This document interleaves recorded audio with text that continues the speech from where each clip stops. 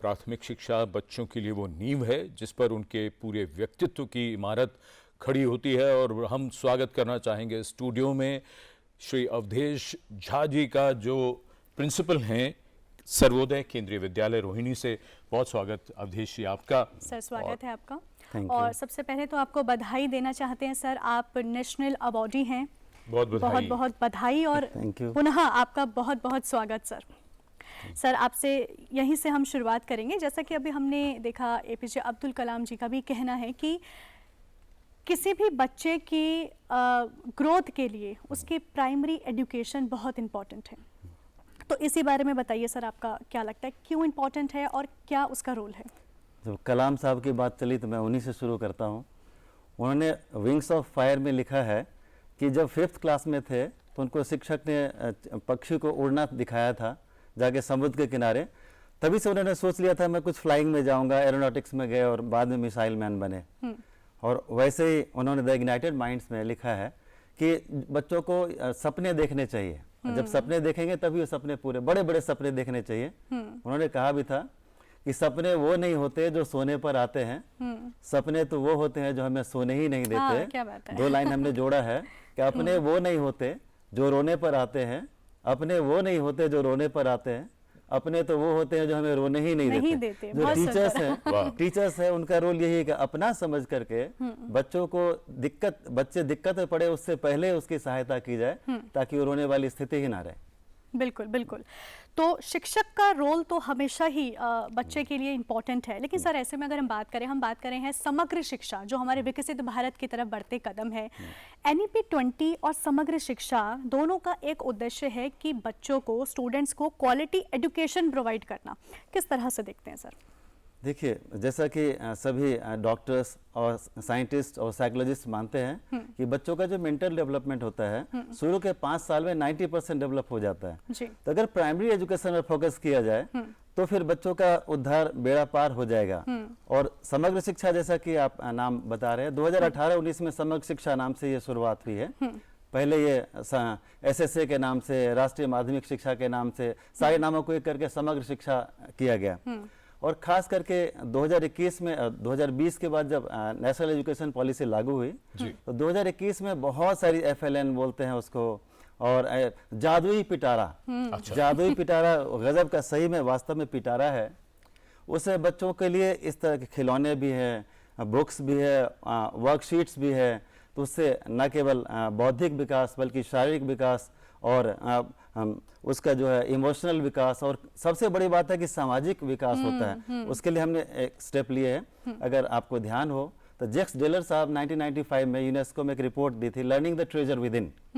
उसमें learning to know, learning to be, learning to do and learning to live together की बात की है। जो सबसे इंपॉर्टेंट उन्होंने बात की, लर्निंग टू लिव टुगेदर। तो बच्चों को साथ साथ वही हमारा समग्र शिक्षा में भी या जादुई के पिटारा में भी जो 5वां point, learning to live together, समाज में कैसे रहा जाए, बच्चे कैसे कोहेसिवनेस होकर एक दूसरे के साथ सपोर्ट करके रहें। तो इसकी बात की गई समग्र शिक्षा में, जादुई पिटारा और अन्य भी बहुत सारे किट्स दिए गए हैं। और 2023 से ये जादुई का पिटारा 2023 में मिला हम लोगों को। तो उसके बाद तो सही में जादू हो गया है बच्चों के। बच्चे इस तरह खेल खेल में सीखते हैं। और खास करके हमने एक बहुत मेनी 7 स्विंग्स वाला एक झूला लगवाया है। कहीं से मिला, डोनेशन में मिला था हमें, जो अभी शुरू हुआ है, विद्यांजलि प्रोग्राम शुरू हुआ, उसमें हमने दान लिया है। उसको लगाने में हमारे 48,000 लगे थे झूले को लगाने में।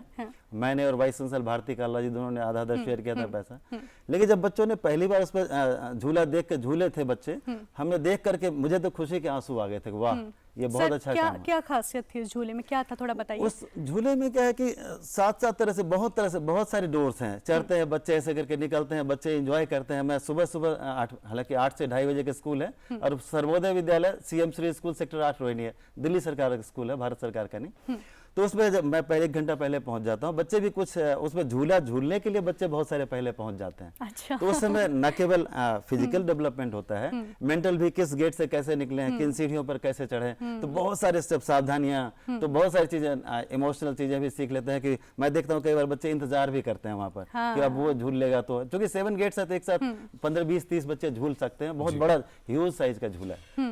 अवधेश जी, मैं ये आपसे यहाँ ये जानना चाहूँगा कि जो तमाम जो बदलाव हैं वो शिक्षा में जिस तरह से किए जा रहे हैं बच्चों के लिए, उसमें फिर एक बात ये आती है कि सबसे ज़्यादा जो मुश्किल काम हो जाता है वो होता है टीचर का। आपको तो इसके लिए अवार्ड भी मिला है। समझना हम यहाँ पे ये चाहते हैं कि वो जो बदलाव है, शिक्षा में जो बदलाव हो रहा है, उसके लिए टीचर कितने तैयार हैं? क्योंकि अब तक जिस ढर्रे पर पढ़ाया हो, फिर नया आप कह रहे हैं ये जो झूला लगवाया है बच्चों के लिए, फिर ये भी होता है कि अगली क्लास भी होनी है, बच्चों में एक्साइटमेंट है कि झूला भी झूलना है। तो ये किस तरह से सब कुल मिलाकर, जिसे समग्र शिक्षा हमारा इस सेक्शन का जो नाम है, तो हम इसको किस तरह से आगे बढ़ाते हैं, जरा बताएं। ये जो जादुई पिटारा है 3 वर्ष से 8 वर्ष के बच्चों के नीड को कैटर करता है, यानी कि तीसरी क्लास तक के बच्चों को। एक कैंथ लैब है, लगवाया गया है दिल्ली सरकार के स्कूल में, तो जिसमें कि 4 टीवी लगे हुए हैं और 4 लाइन में बच्चे बैठते हैं। 2 मिनट का उसमें वीडियो दिखाया जाता है, उस पर फिर क्वेश्चन होते हैं, 6 क्वेश्चन होते हैं, बच्चे उसको सॉल्व करते हैं।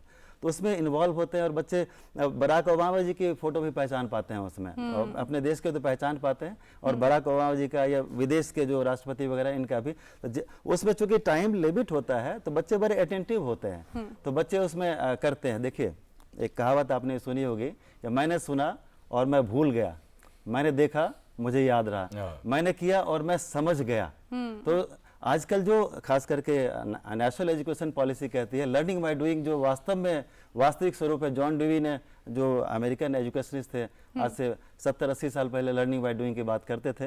अब नेशनल एजुकेशन पॉलिसी ने वास्तव में जमीन पर उतार दिया है और लर्निंग बाय डूइंग। टीचर को, आप जैसा कह रहे थे, टीचर्स को इक्विप्ड करने के लिए बहुत सारे निष्ठा प्रोग्राम है, और लर्निंग ई विद्या है, PM ई विद्या है, और बहुत सारी चीज़ें शुरू की गई है। तो टीचर के लिए तो अगर टीचर्स मोटिवेटेड हैं तो कुछ करने की ज़रूरत नहीं है। और टीचर्स को देखिए, समाज में रहते हैं, कई परेशानियां भी हो सकते हैं। अब कहें तो निदा फाजली जी का एक शेर सुना दूंगा इसमें। जरूर सर। और टीचर्स अपना गम ले, कहीं कोई परेशानी है तो उसके लिए अपना गम लेके कहीं और ना जाया जाए, घर में बिखरी हुई चीज़ों को सजाया जाए, जिन चिरागों के स्टूडेंट्स को, जिन चिरागों को हवाओं का कोई खौफ नहीं है, उन चिरागों को हवाओं से बचाया जाए।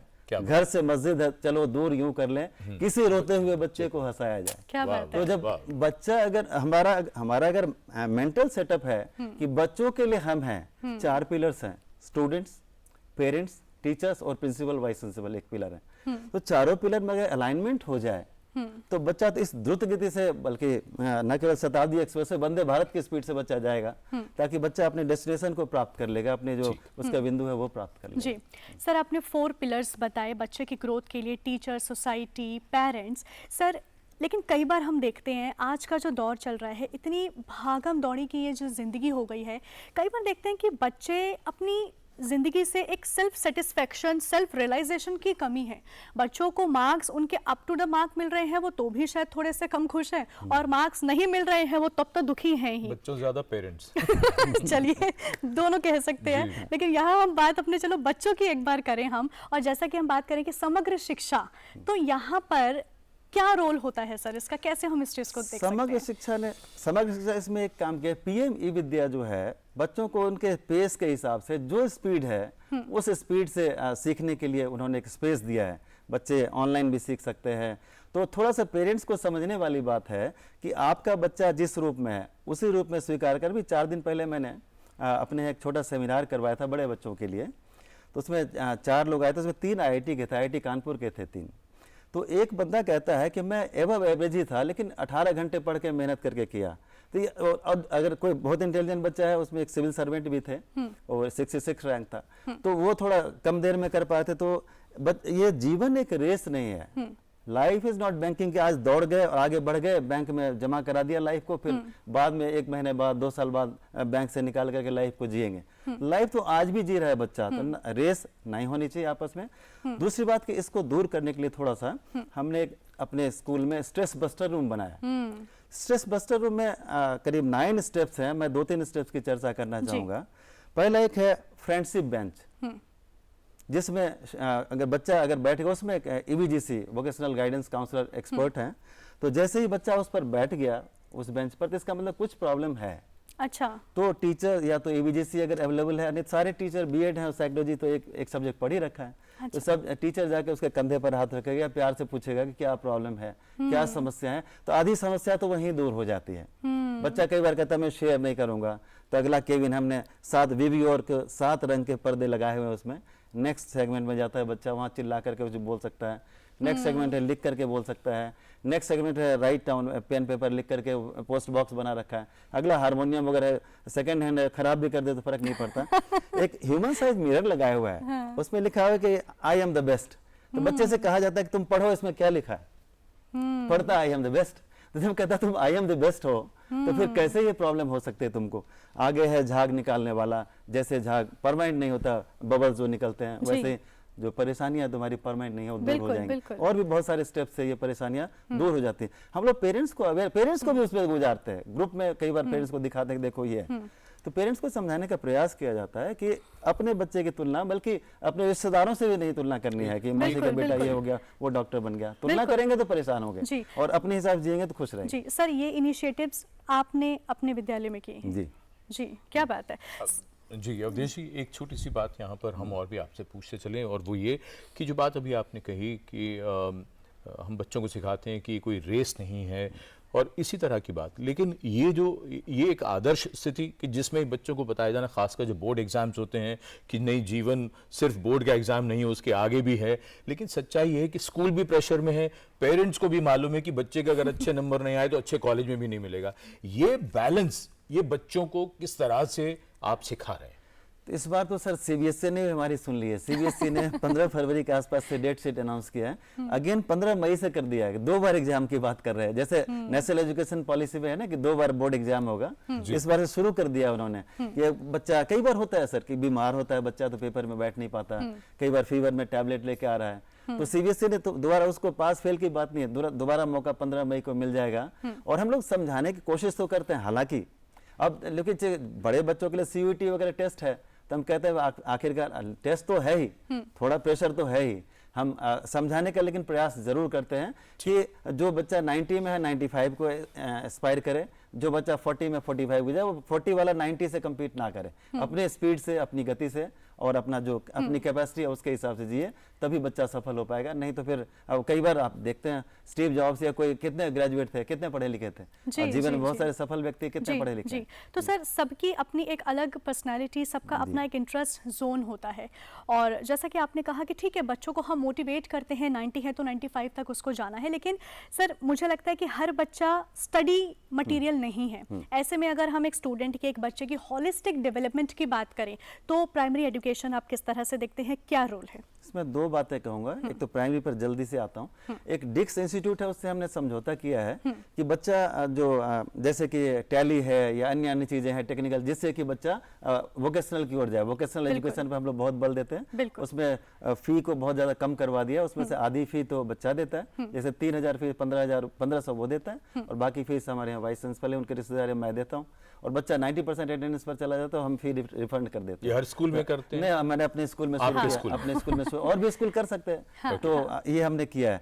और प्राइमरी एजुकेशन में अगर देखिए, छोटे बच्चे तो खेल को ही समझते हैं। हमारे यहाँ मैं देखता हूँ टीचर्स को कि ऑडियो विजुअल के माध्यम से, खास करके नर्सरी में, केजी में, जैसे कि अगर एक लाइन रिपीट करूँ, this is the way we comb our hair, comb our hair in cold and frosty, comb our hair तो हेयर समझ पाते हैं, we brush our teeth in cold and frosty morning. इस तरह से करके बड़ा ही प्ले वे मेथड में अनार या एप्पल इस तरह से समझाते हैं। वो तो बहुत ही ढंग से समझाते हैं। तो यानी जो कन्वेंशनल एक तरीका हुआ करता था स्टडी का, उसको चेंज कर आज की मॉडर्न टेक्निक्स को अपनाते हुए बच्चों को शिक्षा प्रदान की जाए। न केवल नेशनल एजुकेशन पॉलिसी बल्कि समग्र शिक्षा भी यही बात कहती है कि भाई बच्चों को बिल्कुल इस प्ले वे मेथड से करके सिखाओ। लर्निंग, जैसा कि मैंने शुरू में कहा था कि मैंने सुना और भूल गया, मैंने देखा और याद रहा, और मैंने किया और समझ गया। अगर वो कॉम करेगा तो उसको लग जाएगा कि बाल यहाँ है, कॉम ये है, दांत ये है। तो इस तरह से लर्निंग बाय डूइंग तो बेस्ट वे है। और वही एम्फेसिस एजुकेशन पॉलिसी और सामाजिक रूप से, जैसा कि मैंने जैक्स डेलर साहब को कोट किया था कि लर्निंग टू लिव टुगेदर वाली बात है। अगर एक दूसरे के साथ सीखेंगे, कछुआ भी दौड़ेगा,